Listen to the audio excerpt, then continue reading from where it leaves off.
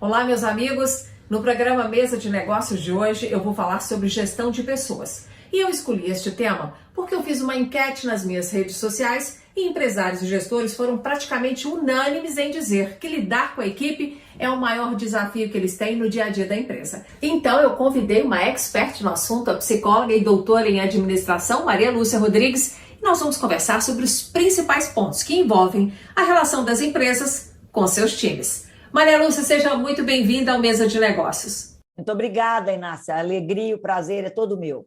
Maria Lúcia, e eu começo te perguntando por que é tão importante que as empresas definam o perfil de cada função dentro do negócio? Porque você hoje sempre foi assim, mas mais ainda, precisa ter cada vez mais pessoas alinhadas ao seu negócio. E se você não tiver o perfil da vaga, as atribuições, você não consegue fazer esse match, essa conexão ideal da pessoa com a cultura da sua empresa e com a função que ele vai exercer. Aumenta o custo do empresário. Gente que entra e sai toda hora aumenta o custo. Isso não vale a pena. E pessoas mais alinhadas ao negócio favorece a produtividade. Pois é, porque se não está clara a função daquela pessoa na equipe, como é que o chefe vai cobrar o desempenho dela, né? É imprescindível. Quando você define o perfil do cargo, você já define também as métricas, os indicadores, o que ele tem, é o contrato que eu faço com você. Você faz o contrato de trabalho e o contrato psicológico, que eu espero de você, tá? Quais os resultados que eu espero de você. E o grande conflito, o grande ruído na comunicação é que isso nunca está claro, nem para o colaborador e nem para o contratante. Tá bom, Maria Lúcia. Então, qual tem que ser o ponto de partida do gestor na hora de definir o perfil ali de cada função? Por onde ele começa? Ele tem que começar com o planejamento estratégico da empresa dele, né? Ele tem que, mesmo que ele seja uma empresinha de 3 colaboradores, tá? Ele tem que saber qual é o negócio dele, tá? Qual que é o foco dele, qual que é o fio condutor dele. Então, primeira coisa, ele definir qual que é o negócio, qual que é o business, qual que é o core business dele, né? Uma pessoa de vendas, uma pessoa na logística, uma no financeiro. É daí que ele desdobra as atribuições e desdobra os indicadores. Maria Lúcia, mas então, para clarear, me dê um exemplo de uma competência e de como é que ela pode ser identificada no processo de seleção. Vou dar um exemplo de uma colaboradora. Eu tinha uma vaga de estagiária, ia trabalhar no financeiro, e eu precisei dessa pessoa. Aí veio uma moça jovem, 19 anos, talentosa, veio com o currículo, eu já tinha visto o currículo dela. Na hora que eu estava entrevistando, eu falei com ela assim, mas você já é supervisora de área na CIA, a vaga aqui é de estagiário, você vai ganhar 5 vezes menos do que você já ganha lá. Não, mas eu quero mudar de área, eu fiz uma poupança, eu quero sair do segmento de varejo, eu quero investir na área acadêmica, eu acho que vai ser melhor para a minha trajetória profissional. 19 anos. Aí eu comecei a rastrear a história de vida dela.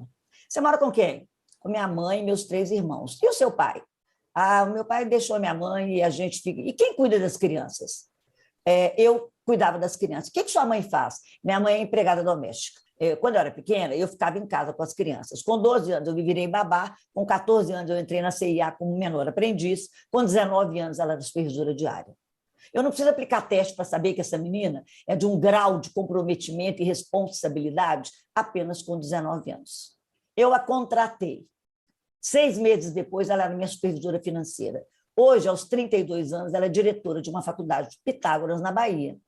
Mas então, a trajetória de um profissional fala muito mais do que o currículo dele. No, sem dúvida alguma. Entrevistas hoje de emprego são entrevistas por competências. Não adianta você escrever e falar, eu sou um ótimo líder. Então, você tem que provar. Então, não adianta nada, é o discurso. Essa menina me contou, eu rastreei a história de vida dela, né? E depois eu entrei, aqui eu sintetizei, mas eu entrei em inúmeros detalhes. Ela foi uma excelente profissional. Ou seja, a entrevista é muito importante no processo de seleção. Muito importante. Eu tenho uma máxima, Inácia, que se chama demita na seleção.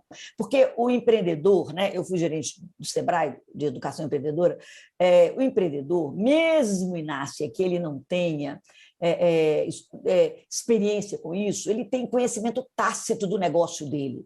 Ele conhece, ele sabe quem vai dar certo e quem não vai dar. Você pode observar pessoas que dão certo na sua empresa, que ficaram a vida inteira. Tá? Então, se a sua intuição te falar, não contrate, porque o brasileiro ele não demite. Ele tem muita dificuldade com o conflito. Mas então essa é a melhor forma de acertar? A melhor forma de acertar. Você tem que ter clareza do que é o seu negócio, por isso que eu te falei, e buscar pessoas aderentes a esse perfil. Eu coloco uma palestra que eu faço sobre uma empresa multigula, que o UOL até que publicou. Estamos contratando pessoas felizes para caixa, repositor e uma outra função assim, operacional. Eu falei assim, mas quem vai ser feliz sendo caixa? Tá? Mas tem gente que é feliz sendo caixa. Tem gente que trabalha, Inácia, só para pagar as contas. Quem diz que todo mundo tem que ser CEO? Quem diz que todo mundo tem que virar diretor? Tem gente que você estabelece com ele a relação, o que você espera dele, por isso que tem que ter clareza do cargo. O que eu espero de você, o que você vai me entregar, tá? E se é só aquilo ali, acabou. Maria Lúcia, você tocou num ponto muito importante, que é a questão da expectativa do profissional em relação à própria carreira, em relação ao seu futuro, até dentro daquela empresa. Eu vejo uma falta de clareza aí nessa resposta por parte de muitos profissionais. E aí eu te pergunto, como é que a empresa faz para descobrir essa resposta? A entrevista, se você fizer uma boa entrevista, eu costumo dizer que eu gosto de usar a técnica dos 5 porquês, tá? Que a gente usa em qualidade total, mas eu uso em comportamento humano. Por quê? Mas por que você quer essa vaga? Você já é supervisora de área. Mas por quê? Por que você quer fazer isso? Você vai rastreando o processo e lá, no terceiro porquê, você já tem uma pistazinha do por que a pessoa está querendo aquilo. Mas existem ferramentas. Por exemplo, no mapeamento de perfil que eu utilizo, tem vários indicadores que me dão pistas de que você está infeliz, que você está desmotivado, que você está se sentindo subaproveitado, que você gostaria de maiores desafios. Existem ferramentas para você usar com alto grau de eficácia. Mas então analisa para mim uma questão. Se hoje a empresa está querendo expandir, conquistar novos mercados, eu imagino que ela vai buscar nas contratações um perfil de profissional mais ousado, mais criativo para poder obter esses resultados. Mas depois que ela chega lá, ela deve mudar o perfil que ela busca nas contratações? Eu costumo dizer, Inácia, as vagas e as empresas são orgânicas, elas são vivas, né? E isso é dinâmico. A pandemia mudou radicalmente o nosso modo de gestão. Uma vaga é dinâmica. Por que cargos e salários ficam obsoletos rápido? Porque a vaga é dinâmica, o mundo muda. Tá? Você contrata um pedreiro aí para pintar uma parede. Aí você chega lá, você fala com ele assim, olha, tá um buraquinho ali, você pode consertar para mim? Olha, e a coisa vai crescendo, entendeu? É dinâmico, isso é vivo. Então, cargos e salários, quando você define salários, quando você descreve salários, você tem que sistematicamente acompanhar e rever. Porque senão você está obsoleto. Por isso que um dos motivos por que o colaborador fica insatisfeito é essa falta de perspectiva, falta de desafio. Maria Lúcia, eu quero desdobrar um pouco essa questão dos salários. Se o objetivo da empresa é reter os seus talentos, é manter ali as pessoas mais capacitadas, qual que deve ser o raciocínio dela na hora de definir o nível salarial? Não há como, no mercado competitivo que a gente tem hoje, só olhar a sua coerência interna. A gente chama de coerência interna e coerência externa. Tá? Eu tenho que descrever um cargo, avaliar o cargo pela metodologia de pontos, que é uma metodologia simples de ser feita. Você cria um comitêzinho, todo mundo dá peso àquela função. No meu imaginário, eu acho que ela vale 5, você acha que vale 2, o outro acha que vale 10, e aí depois a gente consensa para o peso daquele cargo. Por exemplo, um estoquista, né? Ele vai ter um peso, o cargo dele vai ter um peso menor do que o comercial de uma empresa de varejo. Tá? Mas eu tenho que olhar, então tem o peso interno, a coerência interna. Eu tenho que olhar, a tabela salarial, ela nasce disso, tá? Ela nasce dos pesos que os cargos mais baixos com pesos menores, e vai subindo na tabela salarial. Eu implantei o salário de uma empresa de informática, que o presidente falou comigo assim, o pós-doutor dele na área de ciência da computação, que era um gênio, falou comigo, ele vale mais do que meu diretor comercial. O peso do cargo dele valia mais do que o diretor comercial, porque ele era a inteligência do negócio.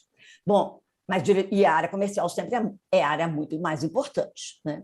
Então, você tem que olhar essa coerência interna, mas tem que olhar o mercado, porque senão você perde o que está acontecendo com a área de TI hoje.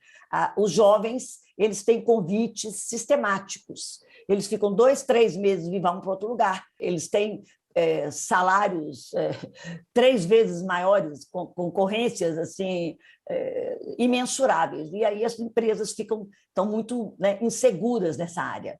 Maria Lúcia, olha, eu estou aqui te ouvindo falar sobre essa organização interna das empresas, criar comitê, definir parâmetros personalizados de remuneração, mas olha, eu tenho visto tantas empresas por aí com essa situação muito bagunçada, salários inclusive abaixo do mercado, não se preocupando muito em valorizar a sua equipe.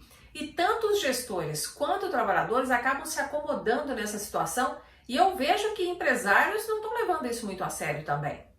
Não leva, e é por isso que está com dificuldade de retenção, por isso que está com dificuldade, é o que você falou, é o comodismo, porque o colaborador, ele está habituado a ter emprego, ele está lá, é igual mudar de banco, né? Já estou no banco há muito tempo, já estou lá, já estou habituado com o aplicativo e tal, entendeu? Está lá, mas uma hora a ficha cai. E eu vejo muito colaborador, Inácia, repetindo o primeiro ano 10 vezes, tá? Então, ele se torna repetente. E quando ele for para o mercado de trabalho, ele não é absorvido, porque ele se acomoda na zona de conforto. Você ter um colaborador que está acomodado na zona de conforto não é uma coisa boa para você, nem para o colaborador e nem para você. Não pense você que, porque ele não está te pressionando para ter aumento salarial, para ter mais desafio, isso é bom para você, não. Pois é, né, Maria Lúcia? Um gestor preguiçoso pode até achar boa essa situação, mas ó, a gente está deixando um alerta para eles. Ele pode acreditar que isso é está acomodado aí, não vai pedir demissão nunca, isso não é saudável para você. Pessoas que te incomodam são pessoas que vão fazer você sair da zona de conforto, girar o PDCA no processo, né? Implementar melhorias, crescer, inovar. Você falou de inovação, tá? Empresas que repetem, né, como colaborador, repetem o primeiro ano 10 vezes. Eu não esqueço, eu trabalhei numa seguradora, Inácia, que eu não vou esquecer, que teve um diretor que ele ia todo ano numa grande indústria mineira e renovava o seguro daquela empresa. Ele renovou o seguro 30 anos. Eu era muito novinha, tá? 30 anos. Eu fico pensando assim, hoje isso existe, Nádia. Aquele cliente era cativo, porque não existia concorrência. Hoje, com a concorrência que a gente tem hoje, como que você quer ficar nessa zona de conforto e, né, repetindo? Não é como, isso não é estratégico para você, não.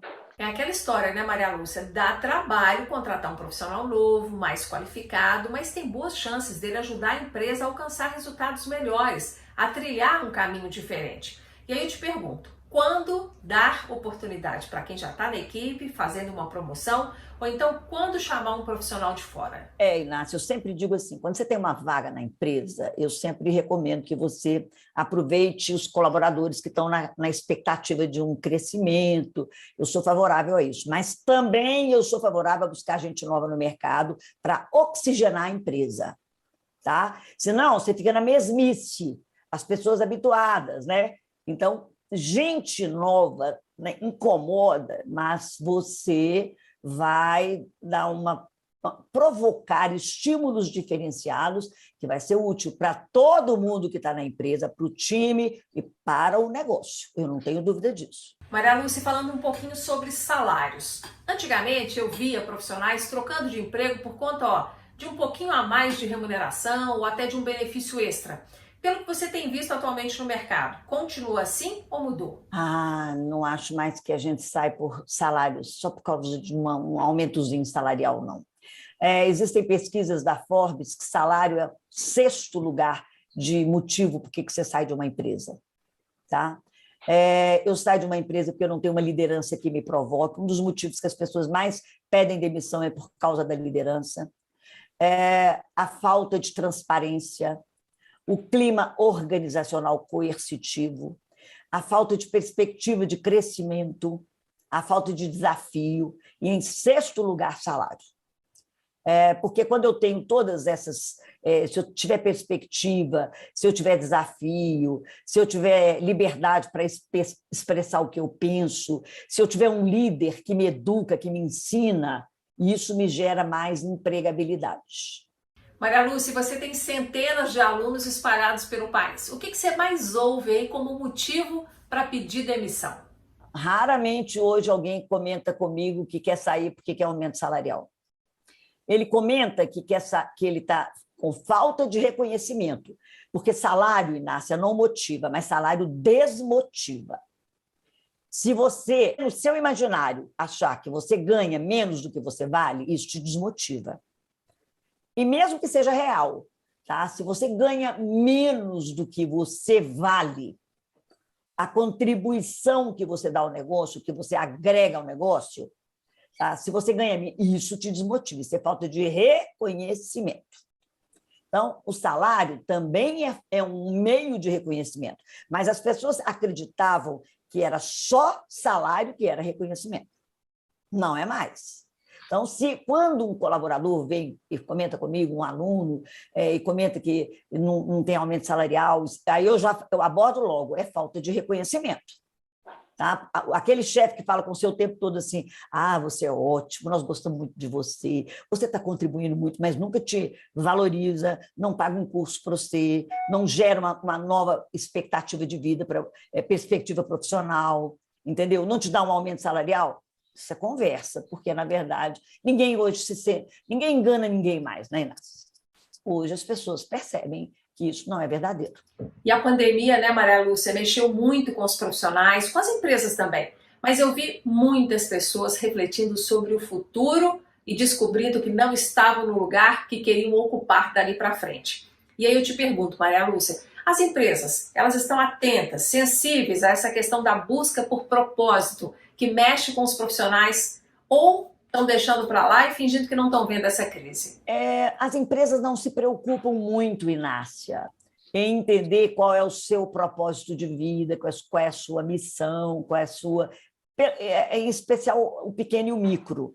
Eles ainda não se preocupam muito com isso. Poucas empresas estão preocupadas em alinhar o propósito de vida da pessoa com a atividade que ele vai desenvolver, com o negócio, entendeu? As empresas ainda têm dificuldades em entender isso. Melhorou muito, mas eu encontro muitos profissionais insatisfeitos, médicos, profissionais com carreiras assim importantes, Inácia, insatisfeitas com a trajetória profissional que têm.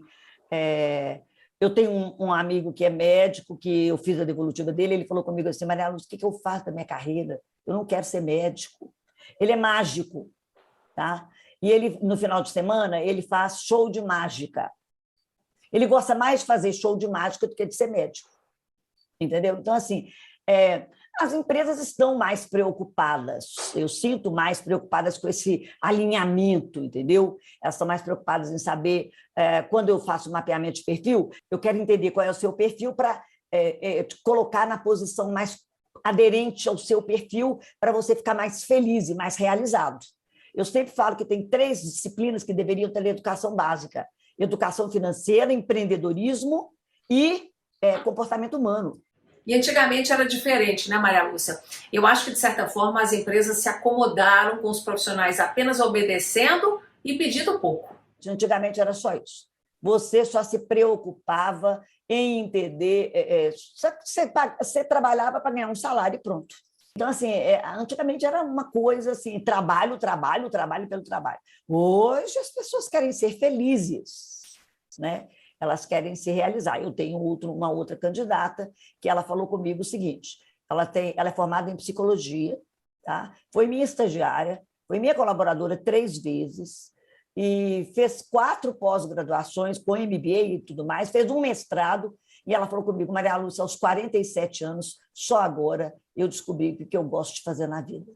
E é por isso que as pessoas que criticam tanto o jovem, tá? Porque os meninos da geração Y, quando eles entraram no mercado, vou fazer direito, que eu vou virar de doutor. Aí chega no curso, Eu não sabia que era isso, não quero. Ah, vou fazer veterinária, porque eu gosto de cachorro. Aí chega no curso, não é isso. Ah, então vou fazer turismo, porque eu gosto de viajar. Aí chega lá, não é isso. E aí os pais começam a ficar desesperados. Eu agora atendo os pais, né? Meu filho não sabe o que é da vida. Falei, normal, normal. Como eu atendo vários, vários. E comigo eles podem se abrir, né? É normal. Para mim isso é normal. Então, por tudo isso, profissionais, vocês que têm que cuidar da própria carreira, viu? Não fica aí esperando a empresa te dar uma força e apontar o caminho, não, porque essa ajuda pode não chegar. Maria Lúcia, eu quero agora a sua opinião sobre aquele profissional que é conhecido dentro das organizações como um severino. Aquele que faz de tudo um pouco, em geral é querido pelos amigos, pelos colegas e é necessário aí na equipe de qualquer gestor. Mas qual é o valor do severino de fato dentro das empresas? Eu costumo dizer, Inácia, que esse é o bonzinho. E na minha experiência ao longo da minha vida, o bonzinho cresce menos profissionalmente. O bonzinho, todo mundo adora ter ele, tá? Porque ele é solidário, disponível, é o que você falou, serve para tudo, menos para ele mesmo. Não recomendo que você tenha esse perfil. E todas as pessoas, eu vou te dar um último exemplo. Eu estava numa entrevista comentando sobre... tem gente que trabalha só para pagar as contas. E isso é legítimo, não está errado, não. Aí uma moça, era na televisão, uma moça mandou uma mensagem e falando o seguinte: professora, você me tirou um peso das costas, porque eu tenho um salão de beleza que é pequenininho e ele só dá para pagar minhas contas. E a minha família fica me pressionando, tá? Para eu ampliar, para ganhar mais dinheiro, e eu não quero, eu só quero pagar minhas contas. Mas ela tem uma área de competência, porque salão de beleza a gente vai toda semana você tem que fazer o cabelo, você tem que fazer a unha, toda semana. Agora, esse severino que só não tem especialização alguma, é o que repete o primeiro ano 10 vezes, depois ele não tem nada para agregar valor, e é o que é o bonzinho, todo mundo quer, tá? Mas ele é bonzinho com todo mundo, menos com ele mesmo. Maria Lúcia, eu estou aqui te ouvindo e fazendo um flashback, me lembrando de uma entrevista que eu fiz com você quando o meu programa era na televisão. E aí um telespectador mandou pra gente uma pergunta, né? Dizendo que estava insatisfeito com a carreira dele. Ele trabalhava em um emprego que pagava bem, mas ele não gostava do que fazia. E aí você respondeu para ele assim, vê se você se lembra. Você disse, olha, arruma um hobby do qual você goste bastante, mantenha esse emprego que te paga bem, porque aí você vai equilibrar a situação. É porque também, às vezes, eu atendi agora um diretor de RH com esse perfil. Eu quero empreender. Eu falei, mas você está numa fase da vida que você está com criança, adolescente, pagando faculdade, pagando escola, pagando isso. Não justifica. Não coloque todos os ovos. Dentro da minha área de competência, eu faço muitas coisas, não faço uma coisa só. Mas é lógico que eu tenho um fio condutor, que são as pessoas. O que eu gosto é disso, né? Mas, assim, não coloque, só faça, tá? Entendeu? Ele depende só daquele emprego, já é infeliz, não, faz alguma outra coisa. Moral da história, ser feliz é importante, mas pagar as contas também, né? Nem todo trabalho, mesmo eu sendo feliz no que eu faço, eu amo o que eu faço de graça o que eu faço, porque eu amo o que eu faço, tá? Mas tem a parte chata do que você tem que fazer. Todo um trabalho operacional, às vezes, e muitas coisas que você não gosta de fazer e tem que fazer. Maria Lúcia, muito obrigada por essa entrevista. Eu tenho certeza que as suas análises e também os seus puxões de orelha vão ajudar os profissionais, mas também gestores e empresários a tomarem decisões melhores daqui para frente. Muito obrigada. Muito obrigada pela oportunidade, querida. Até breve.